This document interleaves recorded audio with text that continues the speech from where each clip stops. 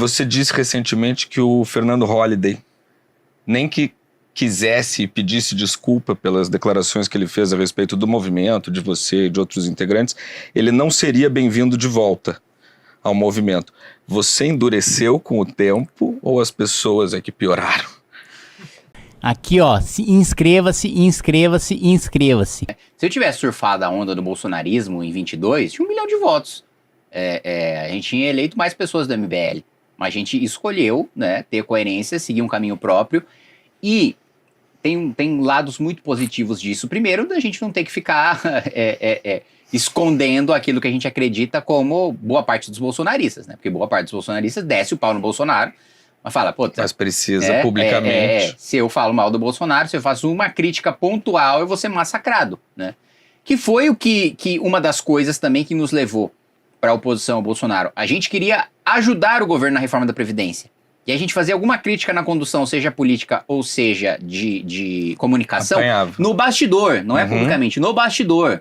Chegava, ô Nix, o Paulo Guedes, então, cara, vocês vão chamar a manifestação contra o Congresso nas vésperas da votação da reforma da Previdência. Vocês vão perder uns 200 bi de economia nessa brincadeira. Vocês são burros. Não é possível. E vocês ainda estão chamando a gente para participar. E aí chega uma hora que você não está sendo ouvido no bastidor, você começa a bater publicamente. Aí começa a guerra. Claro. Né? Então... Até perdi o Não, dificulta você atingir os dois, você bater nos dois lados. Dificulta muito. Agora, eu estava falando do ponto positivo. Quando saiu o Partido Missão, um deputado bolsonarista veio falar comigo, né? Ele falou, Quinho, eu tenho muita inveja de vocês, né? Aí eu, por quê? Porque você não precisa acender uma vela pro Deus Sol toda semana. Eu falo, é isso, né? Qualquer um que se destaca, ele me disse, qualquer um que se destaca em qualquer área, puta, o cara é um bolsonarista muito bom da saúde, ele tá se destacando por causa disso. Corta a cabeça. O cara é muito bom de segurança pública, corta a cabeça. Por isso que são tão parecidos, né? É isso. O Lula também, ele é tão hegemônico para a esquerda como o Bolsonaro é para a direita. Claro, o Lula até hoje não existe um de sucessor. Acabar com a vida do Ciro e da Marina politicamente, porque a partir do momento que eles passaram a representar uma ameaça. Que essa também é uma ilusão que a direita tem, né? A direita fica brigando, a esquerda é unida. A esquerda não é unida. O Lula matou os concorrentes. É verdade, ele não tem ninguém. É um consenso forçado. Não é que eles chegaram e concordaram. Gente, dentro do PSOL tem a divisão sobre ir para a oposição do Lula. Então, assim, é que a parcela grande da direita que não acompanha a esquerda. Então, fica falando coisas que não sabe. Mas a esquerda quebra o pau entre si. Claro. E outra coisa, eu tenho dito isso há algum tempo. O período pós-Lula vai ser a maior crise da esquerda. Pós-democratização. Não tem liderança para substituir, mas não é só não ter liderança para substituir. Os lulistas também se odeiam. Tem várias facções dentro do PT. O PT do Nordeste odeia o PT de São Paulo porque acha que o PT de São Paulo entregou o Brasil pro Bolsonaro colocando uma almofadinha, que é o Haddad, que as pessoas não sabiam nem pronunciar o nome dele. O mais tucano dos petistas. O mais tucano dos petistas. E o PT de São Paulo acha que o PT do Nordeste não entende de política porque tá regionalizado, que só substituiu o coronelismo do PFL com um novo do PT, e que não entende de política em grandes centros e por aí vai. Então, assim, eu não duvido, e eu tenho feito essa aposta há algum tempo, de que o período pós-Lula vai surgir um novo partido de esquerda saindo do PT, de debandada do PT, da ala que perder, ou a ala do PT que perder vai para um outro partido, como o PSB da vida, o PDT, né? Então vai ser um racha gigantesco. Se não tivesse candidatura do Lula, o PDT lançava candidatura própria, o PSB lançava candidatura própria. Outra coisa, quer mostra mais aberta de divisão na esquerda que o PDT hoje estar na oposição? O deputado do PDT falou pra mim, olha como a coisa tá feia. Eu, por alinhamento ideológico, voto 90% com o governo, assim como o resto da bancada do PDT. Mas a coisa tá tão feia, mas tão feia, que mesmo a gente votando 90% com o governo, a gente não quer ter nenhuma participação no governo, porque o quebra-pau é tamanho. E depois do escândalo da Previdência, também fica complicado, complicado, fica bem puxado pro PDT. Fica complicado. O Kim, essa é a segunda vez que eu te entrevisto. Te entrevistei 11 anos atrás num programete da faculdade de jornalismo, foi ali no final de 2015, e uma das suas respostas para mim, eu te perguntei, né, o Eduardo Bolsonaro tinha subido a um carro de som numa das manifestações de vocês, e eu te perguntei, o Eduardo Bolsonaro é um aliado do MBL? E aí você me respondeu que não, mas que qualquer um que quisesse se juntar à causa seria bem-vindo.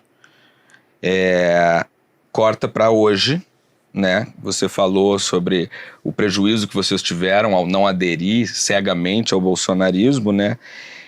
Você disse recentemente que o Fernando Holliday, nem que quisesse e pedisse desculpa pelas declarações que ele fez a respeito do movimento, de você e de outros integrantes, ele não seria bem-vindo de volta ao movimento. Você endureceu com o tempo ou as pessoas é que pioraram? Acho que as duas coisas e um terceiro elemento, né? A época do impeachment interessava ser contra alguma coisa. Agora a gente tem um projeto. Então não é só eu discordo de alguma coisa e eu estou junto para enfrentar um inimigo em comum. Tem uma ideia. Tem uma construção. Se você não está alinhado com essa construção, você vai divergir, que é outra... Voltando para o mito da direita dividida e esquerda unida. A direita só esteve unida no impeachment porque era contra alguma coisa, porque tinha um inimigo em comum. A partir do momento que você tem a possibilidade da direita ter programa, de estar no poder e implementar esse programa, vai ter divergência de programa dentro da direita, vai ter divisão. Isso é fatal, isso necessariamente vai acontecer. Então, que eu endureci com o tempo, eu não tenho a menor dúvida. Com o tempo eu só fiquei mais triste, mais estressado, mais nervoso, mais miserável. E aí resolveu lançar um partido. Exato. A minha existência no planeta Terra, a cada ano que passa, ela fica mais custosa. Então, eu não tenho a menor dúvida de que eu endureci. Mas é que eu não entendo essa vocação pra querer sofrer, mas gente. É missão, missão, acredita entendi, na missão. entendi. Sacerdócio. Entendi. E também, assim, que as pessoas pioraram, eu acho que as pessoas têm certa margem para piorar ou para melhorar, margem limitada. Uhum. Na realidade, as pessoas só se revelam, né? Porque uma coisa também que eu escutava muito, né? Não entra pra política que a política vai te corromper. Gente, a política não corrompe ninguém. Uhum. É igual o dinheiro, que não deixa ninguém ruim. Dinheiro não deixa ninguém. Você só descobre que a pessoa só expõe. Porque quando a pessoa tá numa posição de fraqueza, ela não consegue cometer um ato de maldade, de tirania, porque ela não tem poder pra isso. Quando ela tem poder, né? Aí sim. Se ela pode cometer um ato de maldade, ela vai cometer um ato de maldade se ela tiver aquilo no seu caráter. Mas vocês foram parceiros por muito tempo.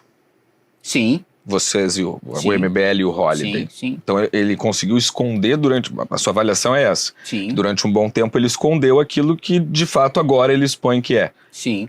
Eu acho que ele expôs porque quando ele disputa a eleição e perde, que ele sai do MBL, aí ele disputa a eleição. Só que ele sai do MBL e mantém o posicionamento do MBL. Uhum. Porque assim,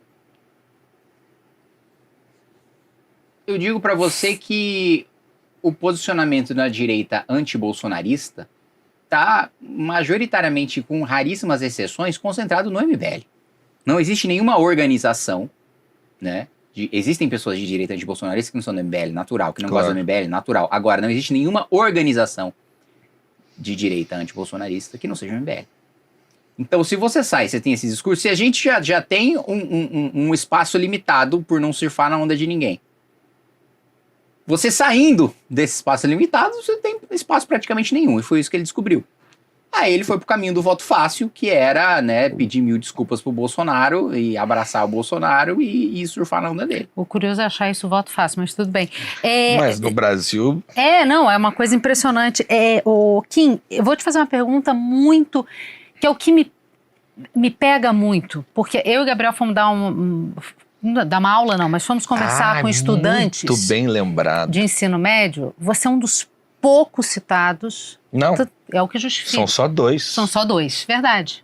Eram alunos de... Não era 14 anos, 12... 14, 14 e 15 anos, numa escola particular de elite aqui de São Paulo. Eles só conhecem, para além, né, lógico, de Lula e Bolsonaro, eles só conhecem 2 políticos. É você e o Nicolas. Fim.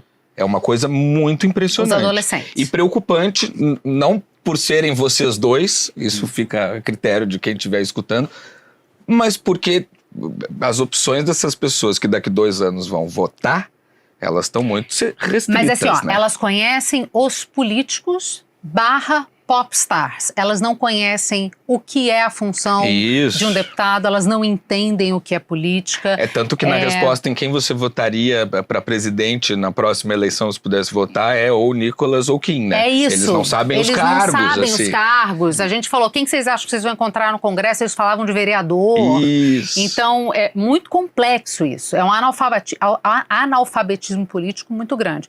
E como você, pequenininho, ganhou um concurso de conjugação verbal... Não ganhei, fiquei em segundo. Então, mas você chegou em casa dizendo que você ganhou, seu pai foi pro segundo lugar e você acha que você não ganhou, mas ganhou. Se fosse medalha, ia ser medalha de prata, exatamente. Eu acho que... Eu entendo que falar bem, falar de forma clara, falar bonito, usar palavras difíceis, mostrar conhecimento teórico, por vezes é muito importante. Mas parece que as pessoas estão cada vez mais afastadas de um letramento político, porque as pessoas não entendem. O caso Master, para mim, não tem mais apelo popular, porque é difícil entender. Claro. E tem aquela coisa do efeito que ele estava falando, que Total. se aplica às leis, mas nesse caso se aplica... Tudo bem, é um banco que roubou, como é que me afeta? Mas é um fundo de pensão, né? e tem laranjas, e tem um esquema, não é dinheiro público, não é uma não mala é... de dinheiro com 50 Sim. milhões. Não é o dinheiro na cueca. É muito complexo. Como é que a gente... Eu sei que o MBL tentou fazer isso, existia uma diretoria de memes em 2015, né? Vocês tentaram fazer isso de forma muito bem feita.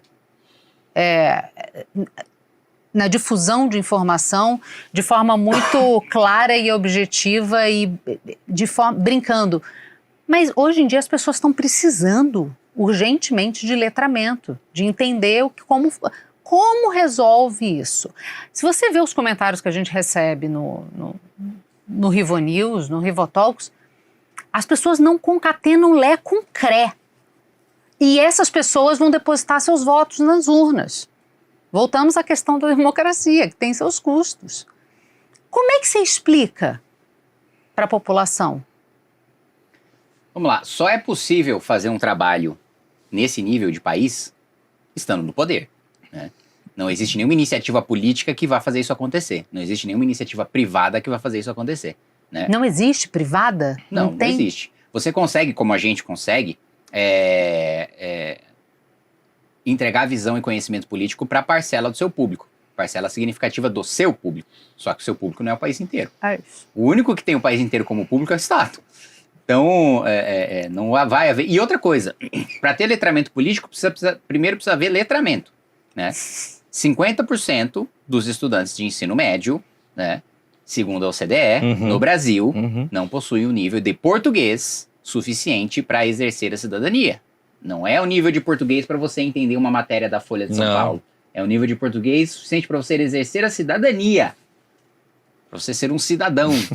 Para você entender o que é você ser titular de direitos, né? Então, enquanto a gente não solucionar o problema, primeiro, de educação básica, né,